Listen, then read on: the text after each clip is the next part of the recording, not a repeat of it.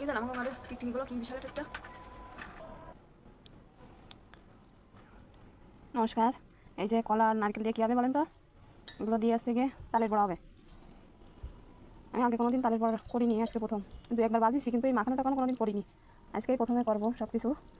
আমার শাশুড়ি তাল পাঠাইছে আর সে পাগল হয়ে গেছে মেয়েকেও পিঠে করে খাওয়ানোর জন্যই।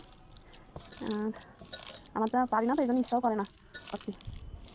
প্রথমে কলাগুলো একটু চটকায় নিচ্ছি ভালো করে।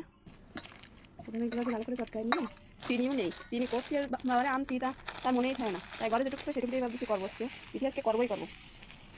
এই যে পিঁয়াজ তাল, এই তাল কিন্তু আমাকে বাড়ির গাছের তাল।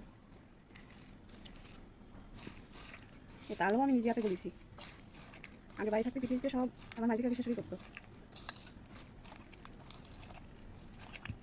মা সব করে দিচ্ছে যে এইভাবে এইভাবে করতে হবে, কিন্তু তারপরেও নিজে হাতে তো কোনোদিন করিনি। এই যে চালের গুঁড়ো দিলাম, এই চালের গুঁড়ো কিন্তু অনেক আগের বাগানো ছিল আমার ঘরে, কিন্তু পিঠেটা খাই না, তো এই জন্য আর খাওয়া হয়নি, ছিল এইভাবে। এতে একটু আটাও দেবো, এটা হচ্ছে আটা, আটা দিলাম।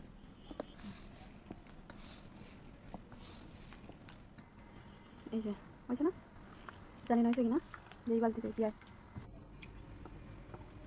তেল দিলাম, তেলে গরম হোক।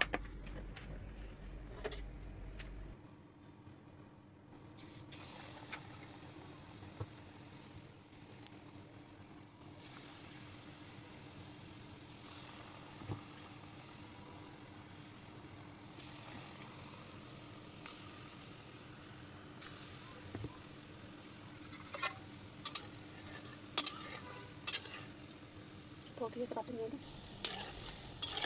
হচ্ছে না।